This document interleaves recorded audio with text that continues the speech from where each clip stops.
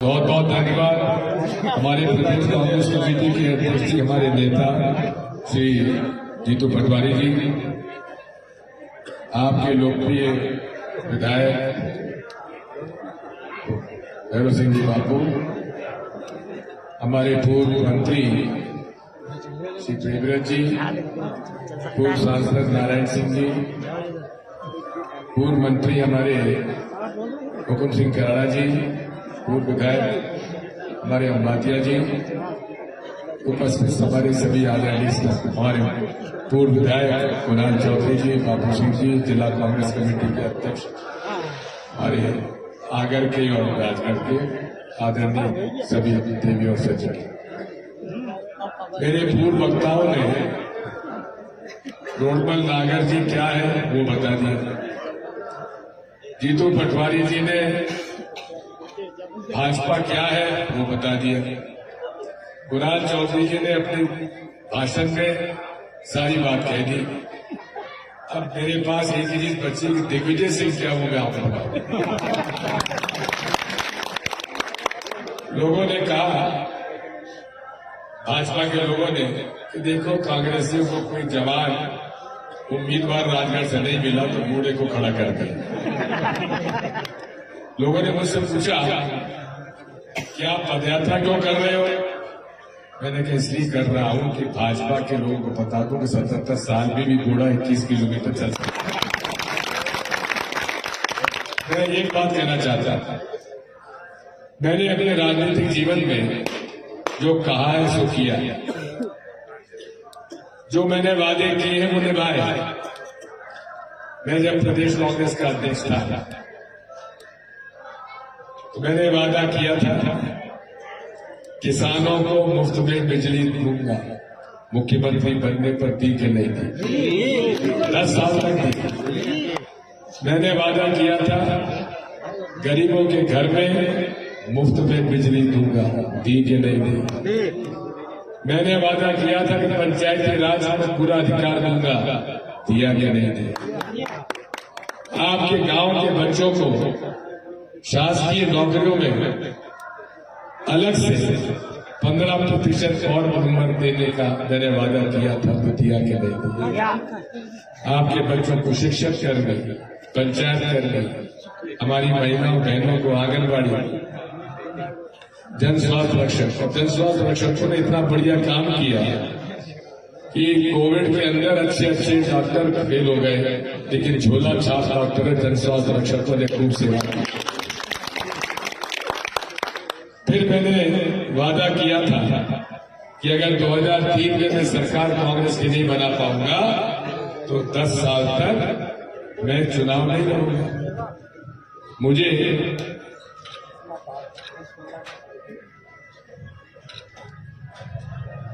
मैंने 10 साल तक मुझे कई बार कहा केंद्रीय मंत्री मंडल में आ जाओ, राज्यसभा में आ जाओ, मैंने मना किया था, क्योंकि मुझे मेरे लिए आज विश्वसनीयता राजनीतिज्ञों की आवश्यकता है। भाई राजनीतिक व्यक्ति जनता के बीच में जब वादा करता है उसको निभाना चाहिए। ऐसा नहीं कि चुनाव आया, वादे कर दिए, नहीं निभाया। अब 3 वादे तो यही हमारे मन से सामने आ गए, जिसकी पदयात्रा हम कर रहे हैं। 2700 रुपये क्विंटल का गेहूं खरीदनी हुई, लाडली बहनों को 3000 रुपये मिल नहीं रहे, गैस की टंकी 450 रुपये में मिल नहीं रही।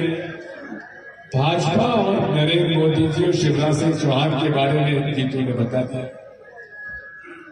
चुनाव आएगा, वादे करेंगे और उसके बाद भूल जाएंगे। हमारी खासियत ये है, हम जो कहते हैं सो करके दिखाते हैं। इसीलिए साथियों, मैं आपसे एक ही बात का वादा करता हूं, ये चुनाव राजगढ़ संसदीय क्षेत्र से, जिसमें सुसनेर शामिल है, उसमें लोकसभा में कौन आपका प्रतिनिधित्व करे, कौन आपकी आवाज बुलंद करे, कौन आपकी हक की लड़ाई लड़े, कौन आपके पानी की लड़ाई लड़े, कौन आपकी सड़क की लड़ाई लड़े, कौन आपकी बेरोजगारी दिक्कत परेशानियों की लड़ाई लड़े, कौन आपके अन्याय और अत्याचार के खिलाफ लड़ाई लड़े, आपके हक की लड़ाई लड़े, इसकी जवाब मैं आपसे कहना चाहता हूं कि आपके हक की लड़ाई लड़ने के लिए मैं सड़क पर, लोकसभा में और हर तरह से आपके साथ मैं आपसे इतना कहना चाहता हूं कि आप 5 साल यदि आपने मुझे मौका दिया तो आपको निराश होने का मौका नहीं दूंगा। और मैं आपको यही बात करता हूं, मैं जहां भी रहूं शाम को 4 बजे के बाद बिना किसी अपॉइंटमेंट के, बिना पहले टाइम लिए जो मेरे घर पे आता है मेरे दरवाजे खोल देता हूं, उससे मैं आके और जो मुझसे मिलता है मैं करता हूं। इसलिए साथियों, भाजपा कहती है रोड पर लागत चुनाव नहीं लड़ रहे, मोदी चुनाव लड़ रहे। अरे मेरे भाई, राजगढ़ के मतदाता बहनों और भाइयों, अगर आप पर मुसीबत आएगी तो मोदी को ढूंढने जाओगे,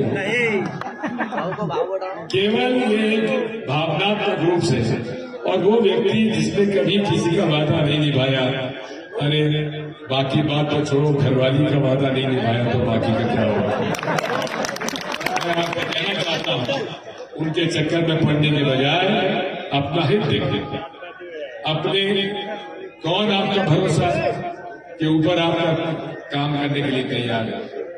मैं अपने पीछे जितने पीछे मेरे बैठे सब जमानतदार मेरे हैं, भाई हो के नहीं जमानतदार मेरे, और इसलिए मैं आप सबके बीच में आया हूं। हमारे लोकसभा में खाटी समाज के कई गांव हैं। अरे लोकसभा हमारे नरसिंहगढ़ में भी बहुत है, इधर भी है, नरसिंहगढ़ में भी है, ब्यावरा में भी है, सहारनपुर में भी है। तो मैं आपसे कहना चाहता हूं, मुझे विश्वास नहीं है, लेकिन लोग कहते हैं कि साहब खाती समाज भाजपा को वोट देता है। अरे हमने तो प्रदेश कांग्रेस कमेटी का अध्यक्ष बना दिया,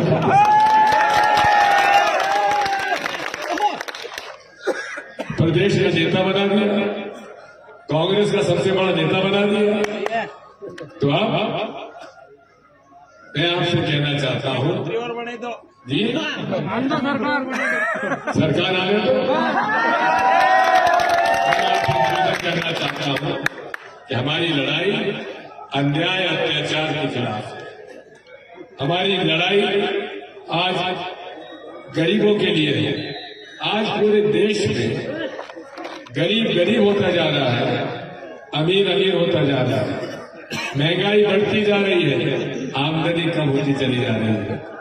आज बच्चों के स्कूल की फीस देने में दिक्कत आती है। आज जो कर्जा ले लिया अपने बच्चों की पढ़ाई के लिए, उनको नौकरी नहीं मिल पा रही है। इन सब बातों पर आप ध्यान देने की जरूरत है। पूरे देश में जिनके पास कुछ नहीं था वो कहां से कहां पहुंच गए। कई हमारे भारतीय जनता पार्टी के नेता जिनके पास टूटी साइकिल नहीं हुआ करती थी, आज आप देख लें क्या क्या कहां पहुंच गए। लोग बाग मुझसे कहते हैं कि साहब ये चले गए, वो चले गए। वो गए हैं जिनको की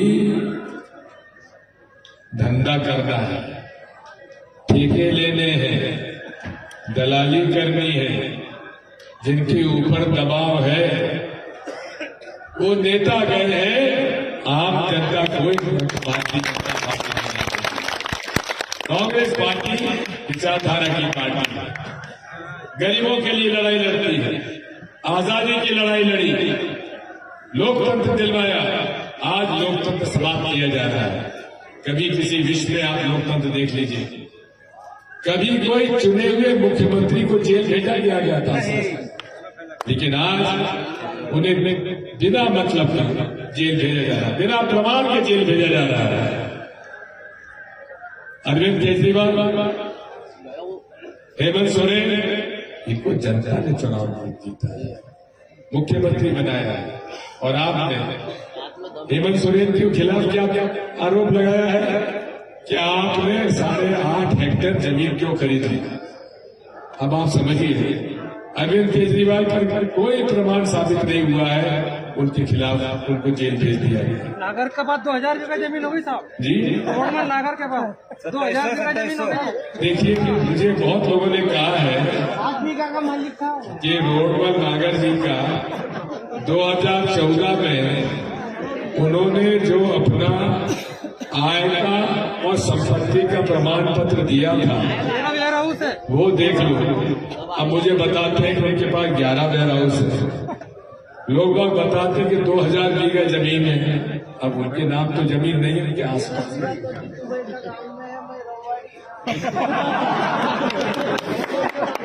इंदौर में। अरे बाबा, अब तो यहाँ के मध्य प्रदेश की बात है। मुझे तो लगता है कि मध्य प्रदेश के बाहर भी रोडमल नागर जी की संपत्ति होगी। खैर, मुझे आपत्ति नहीं है, भाग्य है उनका। लेकिन एक बात मैं कहना चाहता हूँ, दिग्विजय सिंह के ऊपर न तो ईडी आई है, न ईडी है, न सीबीआई है, इसलिए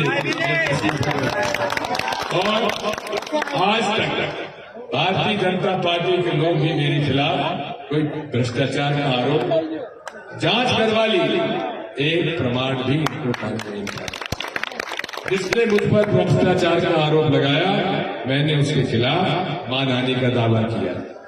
चाहे विक्रम वर्मा जी हो, चाहे स्वर्गीय सुंदरलाल पटवा हो, चाहे उमा भारती हो, उन पर मेरा आज भी उमा जी पर मेरा हमारा मानहानि का दावा चला हुआ है। और 2002 से लेकर आज तक 22 साल तक वो एक भ्रष्टाचार का मेरे पे आरोप नहीं लगा पाए। इसलिए साथियों, मेरा राजनीतिक जीवन 50 साल का एक खुली किताब है। आपकी लड़ाई लड़ता हूं, आपकी लड़ाई लड़ूंगा और आपको वादा करता हूं कि राजगढ़ लोकसभा सीट के लिए अगर आप लोगों ने मौका दिया तो पूरी ताकत के साथ लोकसभा में, अदालत में, जमीन पर आप लोगों के साथ खड़े होकर मैं आपकी लड़ाई लड़ूंगा। बहुत बहुत धन्यवाद। जगदीश जी महाराज की जय, राघव जी महाराज की जय। बहुत बहुत धन्यवाद। बोलो जय सिया राम। मैं हमेशा बीजेपी के लोगों से कहता हूं, तुम लाडली कहना तो कहते हो, लेकिन राम जी के साथ सीता का नाम छोड़ देते हो। तुम जय श्री राम कहते हो, हम जय सिया राम। बोलो जय सिया राम। धन्यवाद।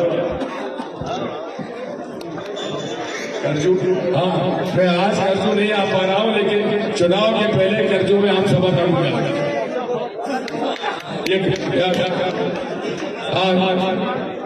जीतू पटवारी जी करजू होकर निकलेंगे और मैं करजू में आम सभा जरूर करूंगा। धन्यवाद।